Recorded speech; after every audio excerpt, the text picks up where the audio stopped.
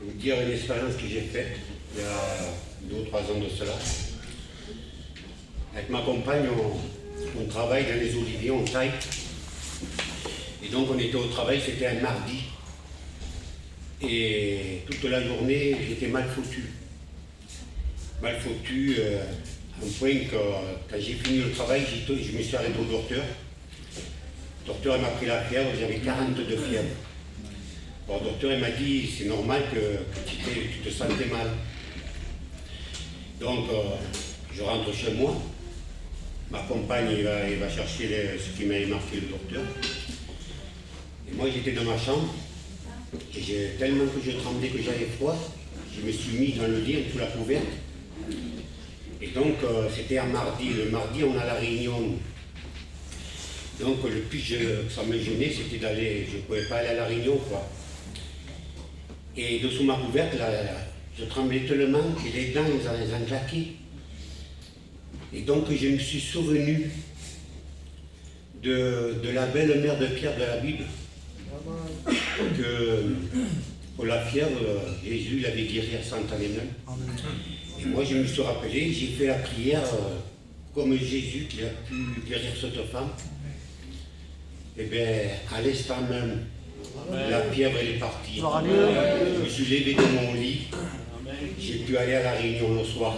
Amen. Pour celui où vous savez qui n'a pas fait d'espérance avec le Seigneur, c'est vrai qu'avec le Seigneur, on a tout à gagner. Amen.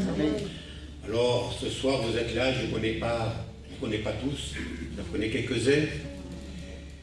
Bon, un conseil, moi, ce que je peux vous donner, c'est ce soir, la parole elle va être annoncée, c'est d'avoir l'oreille attentive à ce qui va être dit ce soir. Vous verrez que Dieu va vous bénir. Dieu vous bénisse à tous. Amen. Voilà, gloire à Dieu. Vous êtes bien ce soir? Il n'y a pas meilleur endroit que celui-ci. Il n'y a pas un endroit sur la terre où on peut trouver une paix durable, un bonheur inégalable. C'est le seul endroit où on peut trouver à satisfaire une vie, à satisfaire un cœur.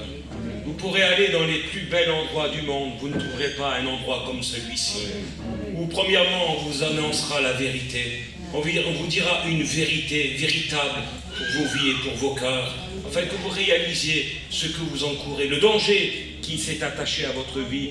Non parce que tu le mérites, personne ne mérite ce qui va arriver. J'aimerais vous dire que la seule chose que vous devez mériter, et ça vous l'avez acquis par droit, car la Bible dit que Jésus s'est donné pour tous les hommes. Il est venu sur la terre pour tous les pécheurs, tous les perdus. Et croyez-moi, nous vous en faisions partie autrefois, mais nous avons réalisé qu'il y a un bonheur qui s'appelle Jésus. Nous l'avons saisi, nous l'avons pris et nous l'avons accepté. Et depuis, nos vies ne sont plus les mêmes. C'est une vie pesante, tranquille, avec une réalité que le Christ va venir nous chercher. Et c'est pour cela que nous voulons vous le partager. C'est pour cela que nous voulons vous l'annoncer. Et nous en supplions, soyez réconciliés avec lui. Il a tellement à vous montrer, il a tellement de choses à vous faire découvrir en lui. Des choses véritables, véritables et véritables. Ce ne sont pas des fables, ce ne sont pas un conte de fées, mais c'est une réalité. Jésus est celui qui nous prouve son amour en nous faisant marcher comme il veut, afin de nous faire découvrir sa plénitude de sa grâce. Et nous voulons réaliser, pas parce que nous le méritons, pas parce que nous sommes parfaits, pas parce que nous sommes des bons gitans, non, parce que nous sommes des pécheurs et privés de la gloire de Dieu. Et nous réalisons que Dieu nous a aimés et que Dieu nous a chéris à un prix exorbitant, à un prix que personne ne pouvait payer, au prix de la vie de son Fils. Et nous l'avons réalisé, et nous voulons le réaliser, parce que pour que le processus d'une vie nouvelle commence, il faut réaliser par quel prix vous avez été racheté de votre vaine manière de vivre, pas par de l'or et par de l'argent, pas par des pierres précieuses, mais par le sang de Christ, par le sang de Christ qui s'est donné en rançon pour toute l'humanité. Et quand on réalise lui le pur, lui le parfait, qui est venu sur la terre, venu comme un simple homme, afin de mourir pour des coupables. Nous étions tous coupables, nous étions tous, écoutez, attachés à l'orgueil par des passions, par des choses du train de monde de cette terre mais quand nous réalisons qu'il est mort pour nous et que le prix à payer ne n'est pas de notre valeur, mais de ce qu'il a fait, de cette vie donnée, de cette vie venue sur la terre et qui a été livrée en rançon pour toute l'humanité. Et il est écrit ces mots, et j'aime ce verset. Écoutez ce qui est écrit, c'est important. Car la grâce de Dieu, source de salut pour tous les hommes a été manifestée. J'aimerais que tu réalises, avec ça, on pourrait arrêter la réunion, il y en aurait assez. Car la grâce de Dieu, le mot grâce signifie cadeau, quelque chose que tu ne mérites pas. Parce que, écoutez-moi bien, le plus beau des cadeaux, et c'est quand on ne le mérite pas, quand on n'a rien pour l'avoir, ni pour le posséder, quand on ne pourrait pas l'avoir, mais qu'on vient et qu'on vous l'offre gratuitement, et bien c'est ce que Dieu a fait, quelque chose que tu ne pouvais pas te racheter. La Bible dit que ce n'est pas par de l'or et de l'argent qu'ils peuvent se racheter, car le rachat de l'homme est beaucoup trop cher et n'aura jamais lieu. Alors Dieu est celui qui a envoyé son Fils comme un cadeau, comme un présent à l'humanité tout entière, afin qu'il l'ouvre, qu'il le regarde, qu'il s'en saisisse et qu'il le prenne. Et c'est ça le but d'Eucharistie, le but de cette source de grâce qui est pour tous les hommes. Tous les hommes. Il n'a pas dit une catégorie. Il n'a pas dit une race. Pour tous les hommes. Venez tels que vous êtes. N'essayez pas de changer. N'essayez pas de vous transformer. Vous n'y arriverez pas. Le seul qui est capable de vous transformer s'appelle Jésus. S'appelle Jésus. C'est le seul qui peut intervenir dans une vie. Le seul qui peut venir et changer complètement. Écoutez, il est capable de faire d'un drogué un serviteur de Dieu. Il est capable de faire un alcoolique. Je vous demande pardon, mais c'est vrai. Un homme de Dieu exemplaire. Il est capable de faire d'un homme du plus futile qui existe un homme de Dieu incomparable. Pourquoi? Parce que c'est lui qui intervient. Et quand nous sommes entre ses mains à lui, quand il descend et qu'il vous façonne, il vous rend comme il faut. Comme il faut. Et c'est important. Il est écrit ces mots. Dieu veut, non seulement source de salut pour tous les hommes, et son désir, c'est que ce soir tu sois sauvé. Amen. Dieu a un désir. Son regard se porte ce soir dans cette réunion et il se porte vers toi. Et Dieu désire te faire grâce. Non seulement il veut, mais il désire te faire grâce. Et ça, il faut que vous le réalisez. Il n'est pas venu pour vous condamner. Il n'est pas venu pour te juger. Il est venu pour te tendre la main. Il est venu pour te dire, écoute, viens et vois, j'ai des choses à te montrer. Il est écrit, on va parler d'un personnage, Marc 5, et si on a le temps, il y a Marc 5, Luc 5 et Jean 5, 3 personnages différents, 3 personnages bibliques, mais 3 personnes qui vivent les mêmes situations, la solitude, le manque d'amour, ne sont pas aimés. Et j'aimerais vous dire que nous vivons des temps où les gens ne se sentent plus aimés, où les gens se sentent laissés dans leurs problèmes et dans ce qu'ils vivent tous les jours. Et beaucoup de personnes vivent cette solitude journalière et ils pensent que se retirer, se mettre à l'écart, ne plus faire partie d'une vie qui est gratuite, qui est tolérable, la vie de Dieu. Alors ils se disent que vivre seul, c'est vivre mieux. J'aimerais vous dire que vivre seul, c'est mourir seul. C'est vivre dans une misère, c'est d'être incompris, et on se trouvera toujours des choses à redire en disant comment je vais m'en sortir. La solitude n'est bon pour personne. Mais j'aimerais vous dire que le Dieu que je vous prêche ne vous appelle pas à la solitude, mais il vous appelle à la vie. Amen. Une vie unique qui est capable d'être vécue avec lui, parce que quand lui il vient, vous n'êtes plus seul, il est avec vous, et pour l'éternité. Et ça c'est important. Quelqu'un sur qui vous pouvez compter, quelqu'un à qui vous pouvez parler, quelqu'un à qui vous pouvez lui dire vos problèmes, vos difficultés, ce que vous encourez, tous les tracas, toutes les misères. Il est celui qui peut toutes les résoudre. Vous n'êtes plus seul, il est avec vous. Et ça, j'aimerais vous le dire, il est avec vous. Vous n'êtes plus seul. Quand vous lui appartenez, il s'occupe de vous. J'ai dit ça à mon neveu il y a quelques années. Alors qu'il était en soins extrêmes, je m'excuse, mais c'est vrai, c'est ce que j'ai vécu. Je suis rentré dans une chambre où on avait mis tous des enfants en fin de vie. Il était atteint par cette maladie du siècle. Bref, quelque chose d'horrible. J'en garde un très mauvais souvenir. Et je suis venu vers lui, et quand j'ai vu là où il était placé, on lui avait donné 72 heures à vivre. Donc imaginez-vous un petit jeune de 16 ans. Mais je ne savais pas cela. Mais quand j'ai vu le lieu, je me suis douté qu'il y avait quelque chose qui n'y allait pas. Je suis venu vers lui. Je lui ai dit, Ismaël, il y a quelque chose qu'il faut que tu fasses ce soir. Il y a quelque chose qui est important.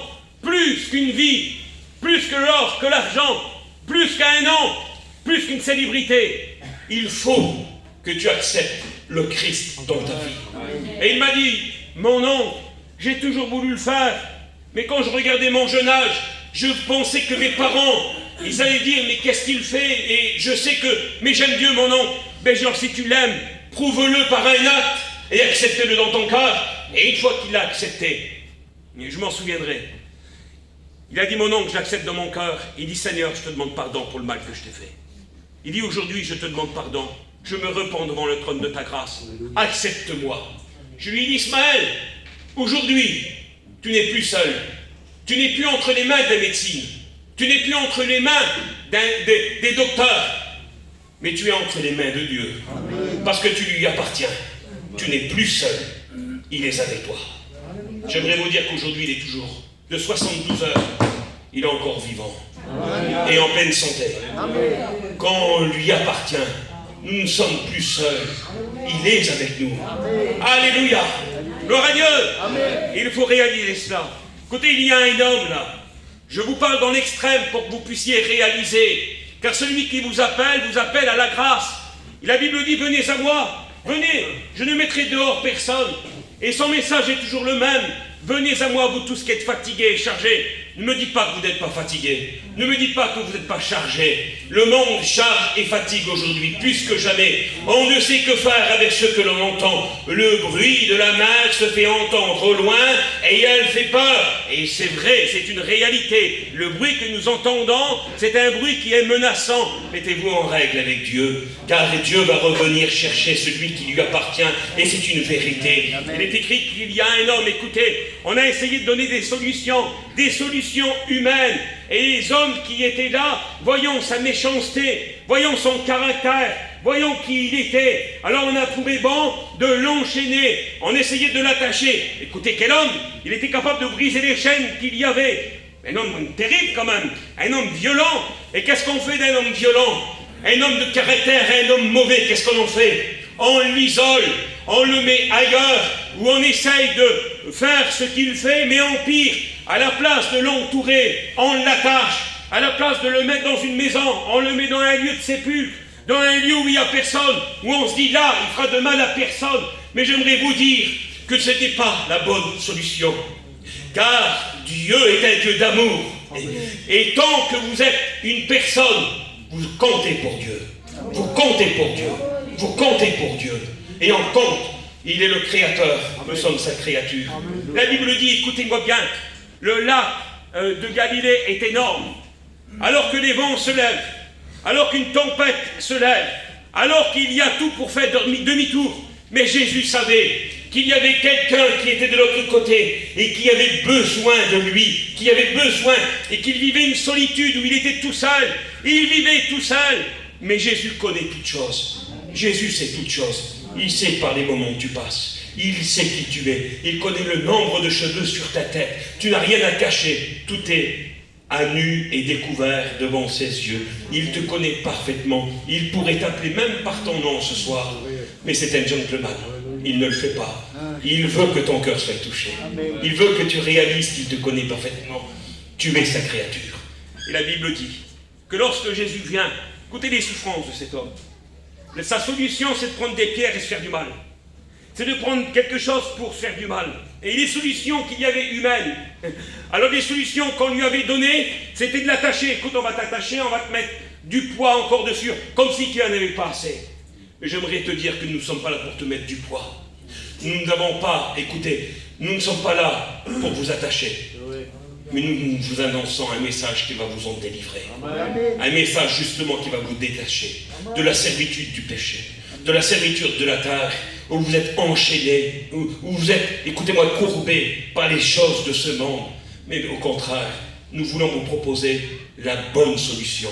Pas la solution des chaînes, non. Mais la solution qui s'appelle Jésus. Amen. Parce que quand Jésus vient, quand Jésus intervient, quand Jésus passe, c'est fini. Écoutez, il est là, devant celui qui peut faire quelque chose pour lui. Écoutez, cet homme est là dans une solitude extrême. Mais imaginez-vous cet homme vivre seul, comment qu'il vit. Plus personne. Alors qu'on sait qu'il a une famille.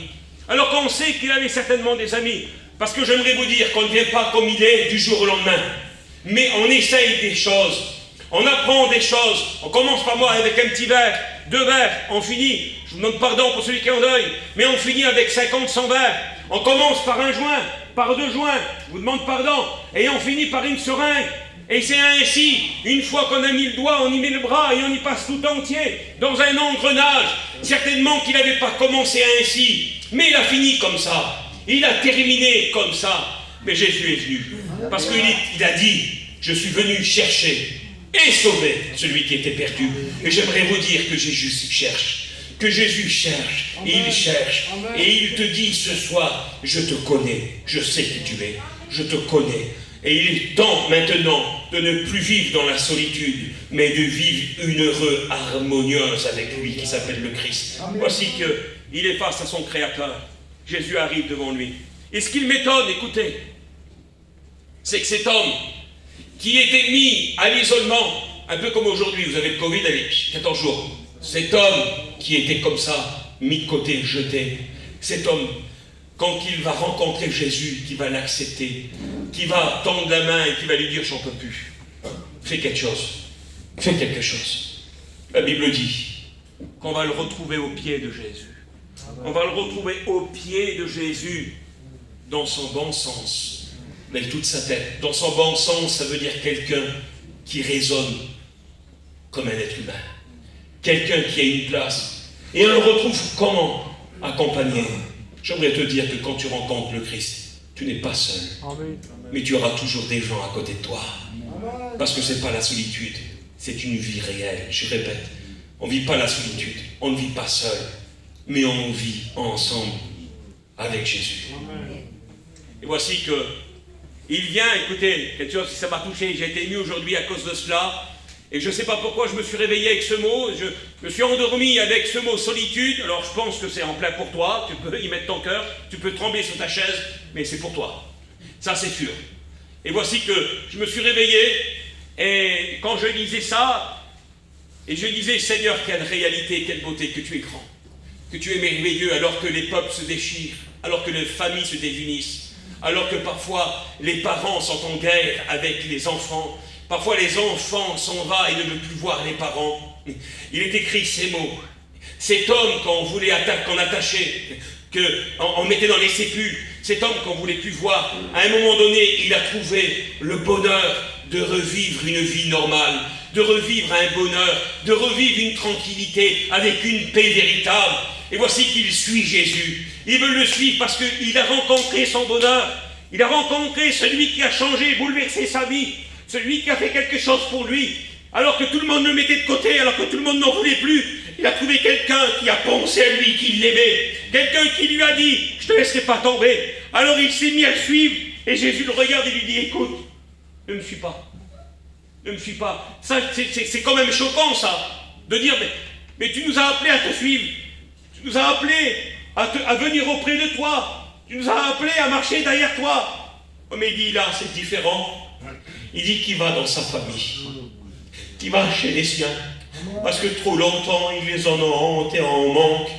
Et aujourd'hui il est temps que ça se répare. Il est temps, il y va chez toi. Et il dit, dis-leur ce que j'ai fait pour toi.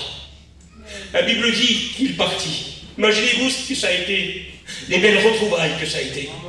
Le fils qui était parti, que vous ne voyez plus, tellement qu'il était méchant, tellement qu'il était, écoutez, en manque parfois de drogue, d'alcool, de tout ce que vous voulez.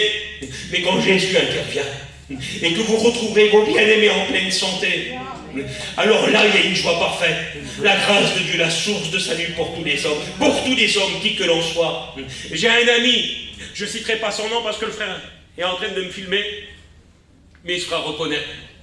Ce frère a rencontré Dieu avec une seringue dans les veines. Dieu s'est rencontré à lui, alors qu'il allait mourir. Ça va être un futur serviteur de Dieu. Ça, c'est le Dieu que je vous annonce ce soir. Ce Dieu véritable qui est capable de bouleverser ta vie, de toute la changer. Je me répète, tu n'as pas besoin de vivre dans la solitude. Tu n'en as pas besoin. Jésus t'appelle à revenir. Jésus t'appelle à ne plus vivre comme ça. D'avoir une épaule sur qui pleurer. D'avoir une oreille à qui parler. D'avoir des yeux à qui dire j'existe. Vous allez trouver tout ça en Jésus. Parce qu'il ne t'abandonnera jamais. Il aura ta main dans la sienne. Et ça, c'est important. Il est écrit ces mots. Alors, c'est l'extrême aussi, mais c'est comme ça. Écoutez, dans Jean 5, on appelle cet homme-là l'homme paralytique. Alors, ce soir, tu peux être entouré. Tu peux être là à la réunion, être entouré d'une famille, être entouré d'amis, de dire, mais je ne suis pas dans une solitude, moi. Regarde, je ne suis pas dans la solitude. Je ne suis pas comme l'homme que tu viens de citer. Mais j'aimerais te dire quelque chose qui est vrai. Tu vis quand même dans la solitude.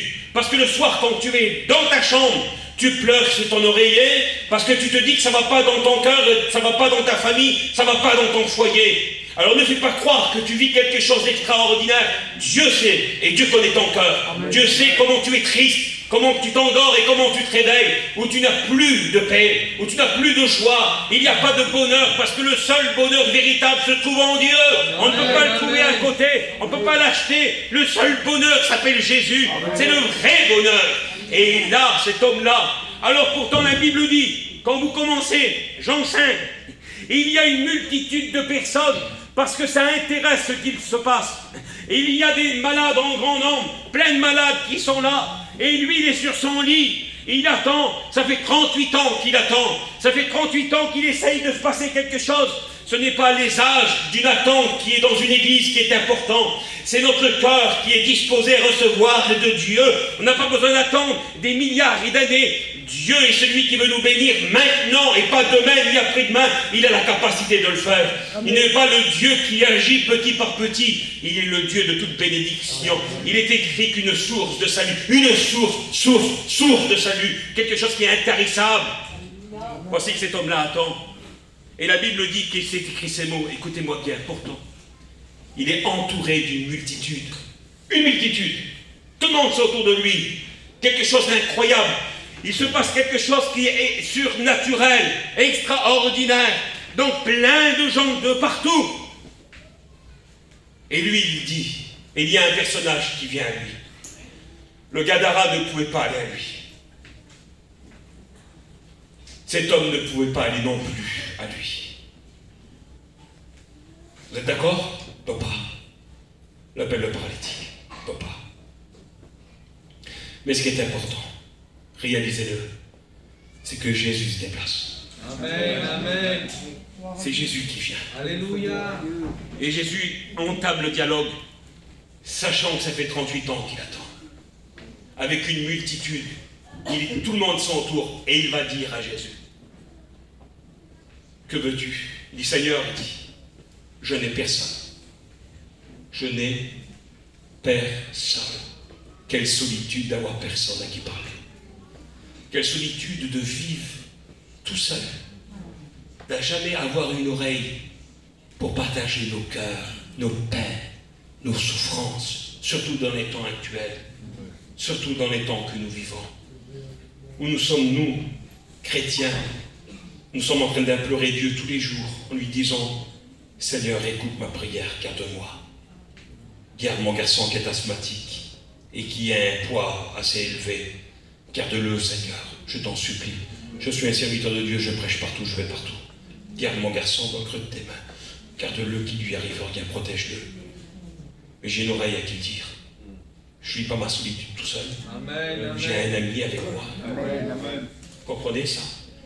Lui, il est tout seul. Il est là. Il dit, Seigneur, j'ai personne. Personne. Jésus le regarde et lui dit, écoute. Pourtant, écoutez-moi, il ne connaît pas son nom. Il ne sait pas qui c'est. Pourtant, j'imagine, écoutez-moi bien. Mes bien-aimés, moi. Mes êtres chers. Je leur fais des réunions et j'ai ouvert quelque chose. Dieu m'a permis d'ouvrir chez ma famille. Et ça se passe très bien. Lundi, il y a 3 mains qui se sont données à Dieu. Quand je parle des mains, je parle des cœurs. Et je rends gloire à Dieu pour ça. Mais on leur annonce l'évangile pour qu'ils soient sauvés. Lui, cet homme, il est dans la ville de Jérusalem. la ville où est annoncée la paix, la ville où on enseigne la Torah, la ville où il se passe des merveilles, la ville où elle fait connaître Dieu au monde entier. Et cet homme, ça fait 38 ans qu'il ne sait pas qui est Jésus. Cet homme est encore là, qui sait? Il ne sait pas. J'aimerais te dire, ce n'est pas les années qui t'apprennent qui est Jésus. Ce qui t'apprend qui est Jésus, c'est l'expérience que tu vas faire avec lui. Ce n'est pas un nom. Jésus, c'est un nom comme bien d'autres. Mais la personne de Jésus, c'est une personne vivante, réelle. La Bible dit que cet homme-là, comme par hasard, sur les conseils de Jésus, Jésus lui dit, lève-toi et marche. Bizarre, hein? La paralytique. Lève-toi et marche, et prends ton lit. Il se leva, et il s'en alla. Et il va où? On le retrouve dans l'église. Dans l'église. Jésus a prévu quelque chose de merveilleux pour toi. Je peux finir avec un autre? J'ai le temps. Là, nous avons fait Jean 5, tout à l'heure Marc 5, et j'aimerais finir avec Luc 5, un troisième personnage, toujours dans l'évangile. La Bible dit que lui, il est particulier. Lui, il est lépreux.